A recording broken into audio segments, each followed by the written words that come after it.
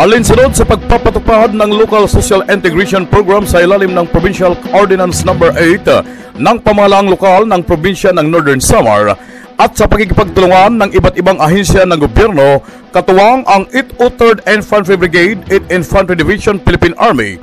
nagsagawa ng pagbibigay ng immediate at livelihood assistance sa mga dating rebelde noong ika-28 ng Nobyembre 2012 na ginanap sa Provincial Social Welfare and Development Office ng Northern Samar. Ang nasabing 25 dating rebelde ay nakatanggap ng financial assistance sa halagang 10,000 bawat isa at livelihood assistance na nagkakahalaga ng 30,000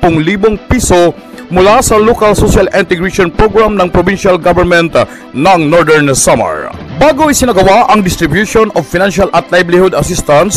dumaan muna ang mga dating rebelde sa 3 araw na Basic Business Management Training na ginanap noong ika-26 hanggang ika-28 ng Nobyembre taong kasalukuyan. Ayon sa pahayag ni Ms. Carmen Mejia, Provincial Social Welfare and Development Officer ng Northern Samar, ang pagbibigay ng financial at livelihood assistance. Nagbibigay po ang provincial government ng financial assistance para sa livelihood, immediate assistance kung saan meron silang maumpisahan na gagamitin kung sila ay napanik na sa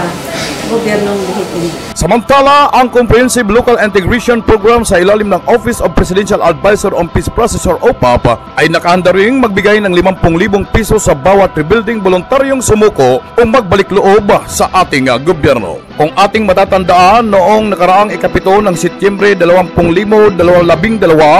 ang unang grupo ng dating rebelde sa Northern Samar ay nakatanggap ng livelihood cash assistance mula sa Local Social Integration Program ng probinsya at noong ika-26 ng Setyembre ay mula naman sa Comprehensive Local Integration Program ng UPAP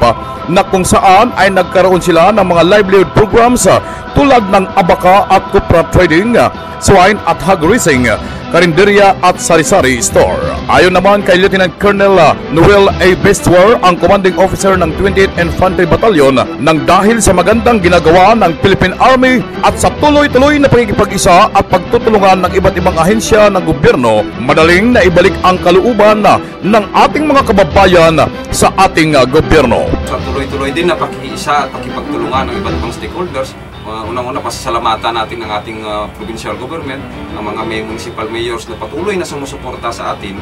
at tayo na nawagan sa kanila kung magbalik loob na at kagaya ng mga kasamahan nila ay mamuhay na ng mapayapa. Sa ngalan ni Major General Gerardo Tilayog, Commander ng 8th Infantry Division, Philippine Army, ito po si Corporal Marpi Agbat ng Division Public Affairs Office, 8th Infantry Division, Philippine Army, nag-uulap